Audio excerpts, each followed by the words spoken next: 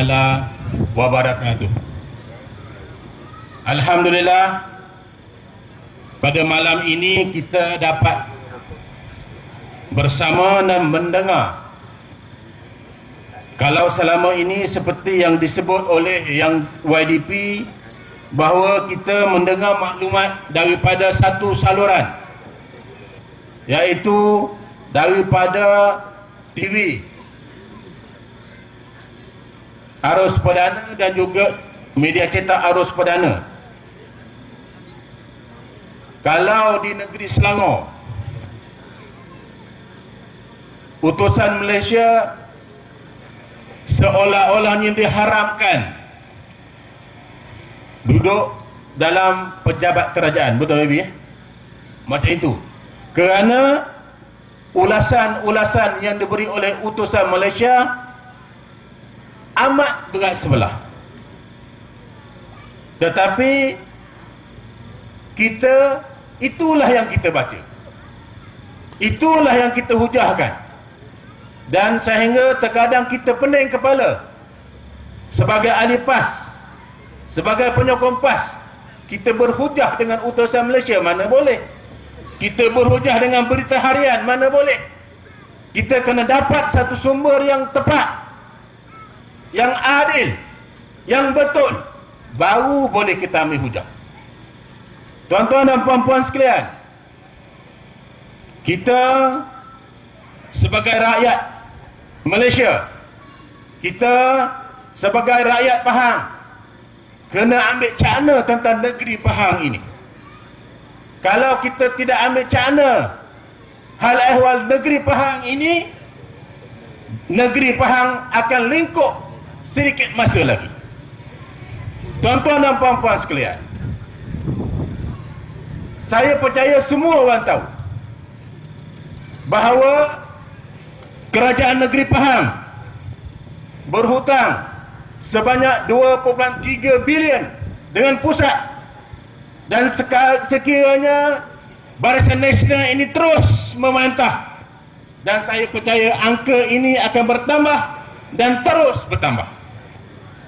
Tuan-tuan dan puan-puan sekalian, sebab itulah kita melihat bahawa kerajaan negeri Pahang, ada yang bertanya, boleh ke Pakatan Rakyat yang dianggotai oleh PAS, yang dianggotai oleh DAP dan PKR, bolehkah memerintah negeri Pahang? Saya telah berbincang dengan ahli jawatan kuasa negeri, peringkat negeri. InsyaAllah kita boleh memerintah negeri Pahang macam Selangor. Tetapi beri peluang kepada kami. Kalau tidak bagi peluang, memang teruslah negeri Pahang ini akan diperintah oleh Barisan Nasional UMNO ini, dan saya percaya angka hutang ini akan terus meningkat. Tuan-tuan dan puan-puan sekalian, kita ambil satu contoh. Kerajaan negeri Pahang tidak menumpukan, minta maaf, Putrajaya Selangor, saya sebut tentang keburukan Pahang, tidak memberi keutamaan kepada sekolah agama, sekolah aliran agama, sehingga kan sekolah aliran agama seolah terbiar. Dalam negeri Pahang ini ada 13 ke 14 sekolah agama di bawah seliaan Jabatan Agama Islam Pahang.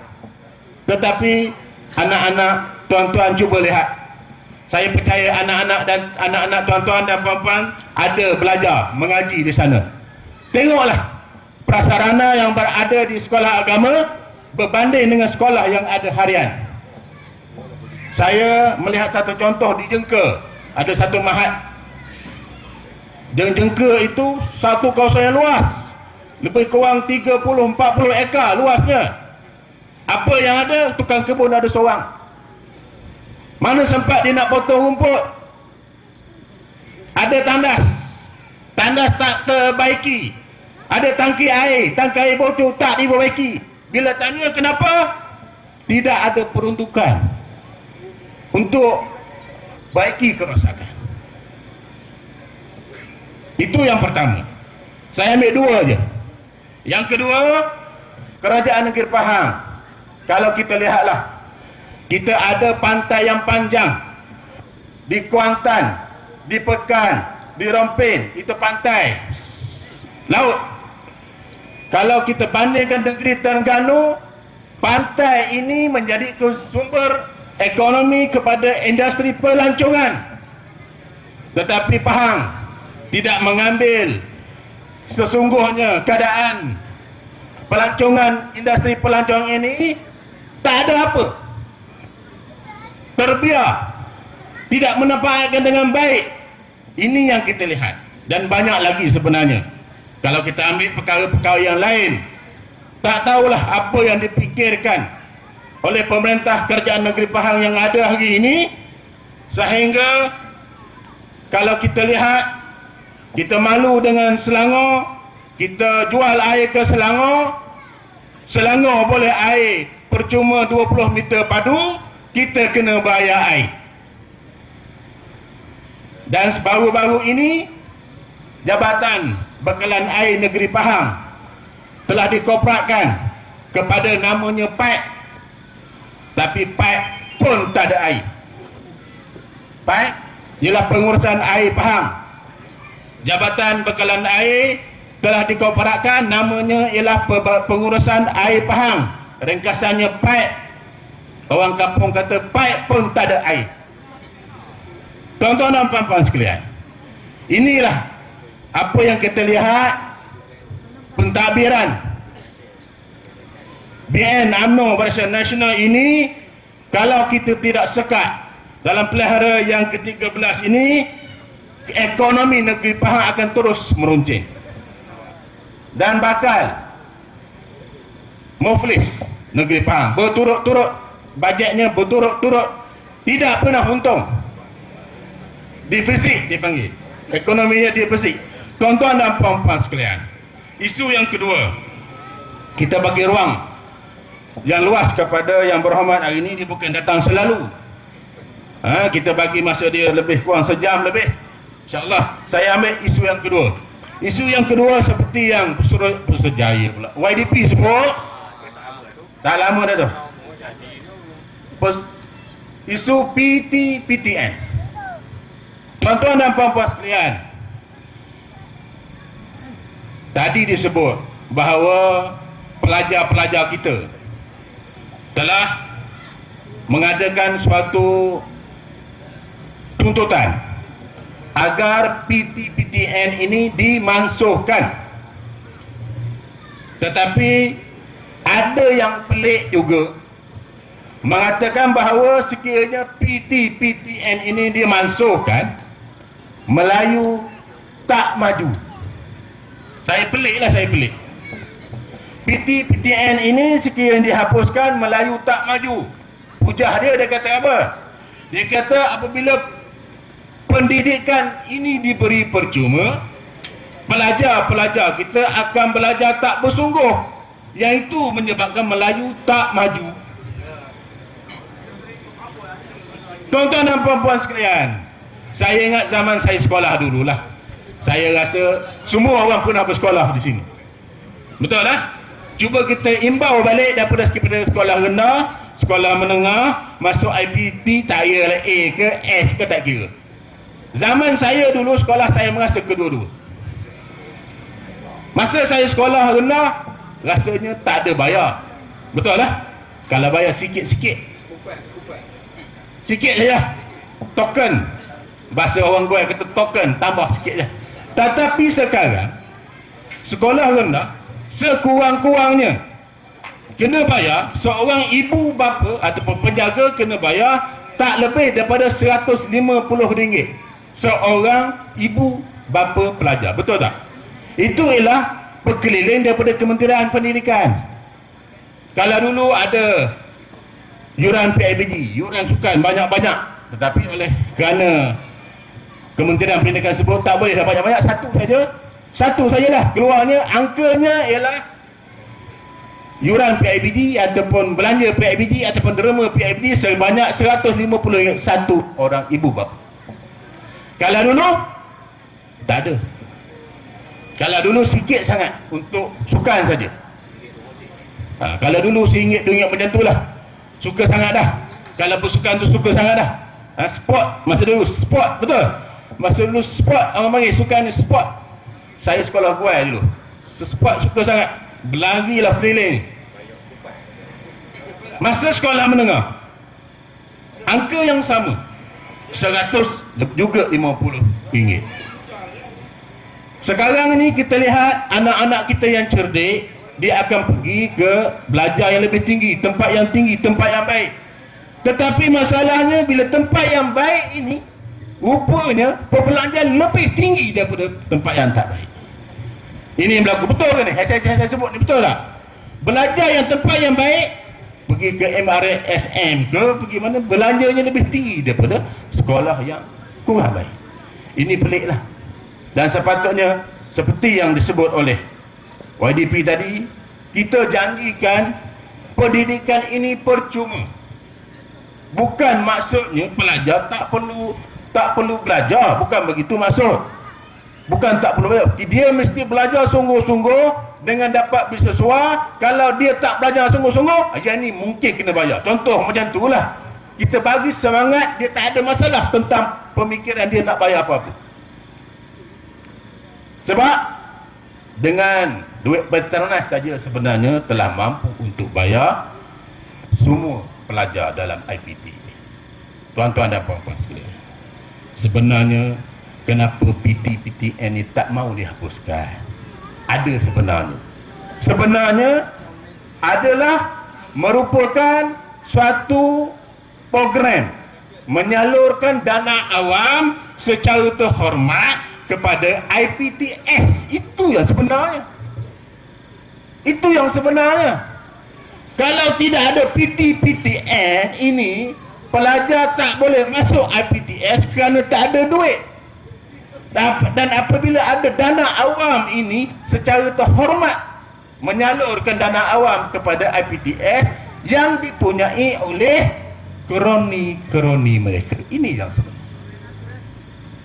Takkanlah ada satu jalan yang baik, lorong jalan raya yang baik yang percuma, ada satu lagi jorong yang sama juga baik tetapi berbayar, kita pilih yang berbayar ke macam tu?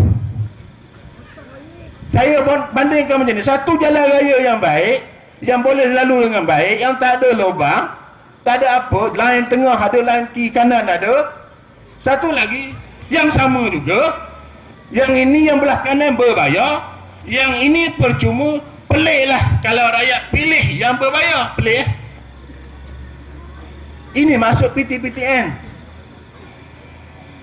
Tuan-tuan dan puan-puan sekalian, itu yang kedua. Yang ketiga,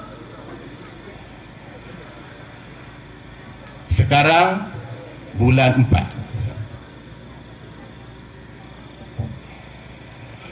ada yang menyatakan bahawa PRU yang ke-13 Parlimen akan dibubar hujung bulan ini.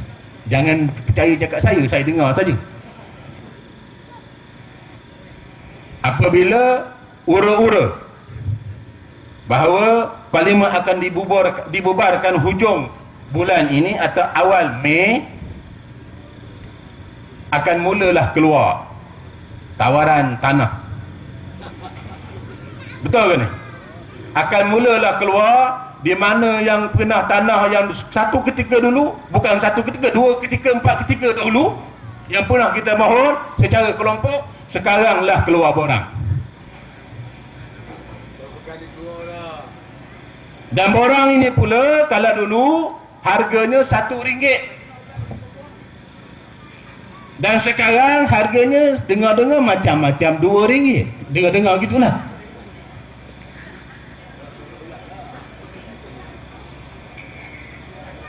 Dapat belum tentu. Tetapi rakyat, kalau tak mohon, macam mana nak dapat? Kalau mohon, boleh jadi dapat. Jadi mohonlah juga, bayar RM2.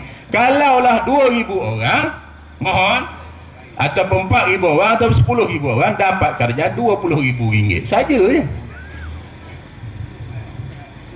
Tapi kita juga mengharap, kita juga bersama dengan keadaan yang macam tu. Dan bukan satu ketika dulu, dua ketika dulu, tiga ketika dulu pun sama. Tanah yang sama, tak dapat juga sampai ke hari ni. Tak ada orang dapat pun tanah. Mari pelahaya yang ke-13, tawar lagi, kita beli lagi. Kita masih mengharap. Maksud dia apa? Maksud dia ialah rakyat nak sangat tanah. Betul lah? Kita ada anak, kita ada cucu, kita ada cicit. Mereka ini perlukan tanah, dahagakan tanah. Tetapi kerajaan kalau nak bagi kelulusan tanah amat perit. Sehingga 30 tahun duduk satu tempat TOL, masih lagi tanah tidak diluluskan geran mereka. 30 atau 40 tahun tak ada lagi geran. Kenapa? Kerana mereka ingin bermain musim pilihan raya. Kalau diluluskan, habis kita. Habis dah kita. Tahun pilihan raya kita tak boleh main dah situ tanah sebab orang dah dapat tanah. Jadi keluarkan lagi. Esok tak dapat, tak bagi, tak apa siapa dapat pun, pilihan raya keluar lagi kita pemohon sebab kita tahu tanah ada di situ. Kalau nak tanah ada di setiap UMNO, kita isi jadi barang UMNO. Betul? Saya bekas Kaitan Kerajaan. Saya berhenti tahun 2004. Saya berhenti kerana saya melihat suasana kerajaan pada ketika itu perit sangat. Kalau saya tak bersama dengan rakyat pada ketika mula itu, saya rasa mungkinlah, bukan sumbangan saya seorang, sahabat-sahabat lain dalam perjuangan Islam pun, seperti dengan Dr. Rani pun sama. Kita kena turun bagi tahu rakyat, inilah kerajaan BN arahkan. Kita kadang-kadang sebenarnya tak ada apa-apa pun, kita diarah. Memang ayat itu kita diarah, tapi kita tak boleh buat apa sebenarnya. Tuan-tuan dan puan-puan sekalian, yang kita boleh buat apa? Untuk pilihan raya yang ke-13 ini, kita undi PAS. Bila undi PAS, banyak perkara yang kita boleh ubah. Tuan-tuan dan puan-puan sekalian, PAS faham. Kita janji, mungkin insya-Allah dalam manifesto, kita akan bagi tanah kepada rakyat yang tak bertanah, insya-Allah. Kita janji, kita akan bagi tanah kepada rakyat yang tak bertanah. Orang yang ada tanah jangan minta lah, tolonglah bagi orang yang tak ada tanah. Ini yang tak ada tanah duduk menumpang sampai 30-40 tahun duduk tak ada tanah. Bukan kita sebut Felda saja yang ada generasi yang kedua. Orang kampung tradisi pun tak ada generasi kedua, ketiga dan seterusnya. Betul kan ni? Betul? Tuan-tuan dan puan-puan sekalian, tadi petang saya baru balik daripada kampung seberang. Bukannya Indonesia, seberang ni, seberang sungai ni, Kampung Guai seberang. Di situ ada 300 ekar tanah sempadan kampung. Pemuda-pemuda marah kerana kerajaan akan ambil tanah ini untuk digesekkan kepada blok-blok Fekra, akan dibangunkan oleh pemulihan tanah persekutuan iaitu Fekra. Sedangkan ini ialah berada dalam kawasan JKK Kampung Guai. Kenapa tidak dibagi kepada anak-anak dan generasi orang kampung? Kenapa? Mereka bawah. Apabila orang kampung pergi usahakan tanah sedikit, ada orang report. Memanglah kita tahu itu adalah tanah kerajaan. Kenapa tidak diberi kepada anak-anak kampung, generasi-generasi yang ada sekarang ini? Tuan-tuan dan puan-puan sekalian, orang muda telah melihat perkara ini, orang tua saya tak pasti. Orang muda telah melihat suasana ini, dan saya mengajak orang-orang yang lama, orang yang veteran, mari bersama dengan Pakatan Rakyat, undi Pakatan Rakyat dalam pilihan raya yang ke-13 ini. Mudah-mudahan banyak perkara yang berlaku, yang baik akan berlaku. Sebagai contoh, tuan-tuan mungkin sedar tak sedar, di depan ini dah jalan raya. Di jalan raya ni, daripada Sempang tu, Sempang Guai tu, sehingga ke Bohor ke mana ini, saya cuba cek dalam geran tuan-tuan, adakah telah berlaku proses pengambilan balik tanah? Ada tak? Cuba cek. Berapa tahun dah duduk jalan ni, duduk tak tanah-tanah kita? Berapa tahun dan pahala orang Kuala Teriak ini membenarkan jalan lalu oleh kenderaan-kenderaan awam? Berapa lama dah? Dah selesai belum pengambilan tanah? Belum ke tak ni? Saya tanya. Belum. Saya tahu belum. Sepatutnya Jabatan JKR, Jabatan Kerja Raya dengan juga PTG kena selesaikan pengambilan balik tanah orang kampung daripada Tok Langit sampai ke Hilir. Berapa tahun pahala dia mereka membenarkan orang awam lalu di sini? Pengambilan balik tanah kena selesaikan. Tetapi Kerajaan Barisan Nasional tidak mengambil pusing kaedah ini. Dia kira dapat pahala, tak apa. Mana boleh macam tu? Cuba kalau tanah Ceyano Alik, betul tak? Berapa inci pun ukur, betul tak? Itulah. Yang ini yang kita nak. Rakyat sedar, rakyat cakna. Jangan janji kau boleh naik kereta, sudah janji kau boleh noreh, boleh janji kau boleh pergi ngai, boleh itu bahasa orang kampung kita. Sebut bahasa orang kampung. Ini kita kena ambil maklum, kita ambil kena cakna pentadbiran negara kita. Bukan Pahang saja, di Bera ini, di daerah Bera ini, saya dah sebut beberapa kali. Dalam negeri Pahang ini, Sungai Pahang panjang. Setiap Sungai Pahang, setiap daerah semuanya telah ada jambatan menghubungkan daratan yang memisahkan daratan. Semua daerah termasuk Bera ni juga dilalui oleh Sungai Pahang. Daerah Maran ada jambatan, daerah Temeloh ada jambatan, daerah Jerantut ada jambatan, daerah Lipis ada jambatan, Pekan ada jambatan, Kuantan ada jambatan. Bera ada tak ada? Tak ada. Kesian orang seberang sana. Pentadbiran tanah berada seberang sini, kena pusing ikut Temeloh atau pusing ikut Cenoh untuk sampai ke pejabat pentadbiran tanah di sini, di Kerayong. Tuan-tuan dan puan-puan, ini kita kena fikir, kita kena cakna, insya-Allah dalam pilihan raya yang ke-13 ini, kena pastikan diri kita, kena pastikan isteri kita, kena pastikan suami kita, kena pastikan anak-anak kita, cucu kita, menantu kita, jiran kita, orang kampung kita, pastikan undi pas dalam pilihan ke-13. Boleh tak? InsyaAllah. Jadi saya kata itu saja. InsyaAllah boleh berjumpa lagi, suara dah serak ni. Wabillahi taufiq wal hidayah. Wassalamualaikum warahmatullahi taala wabarakatuh.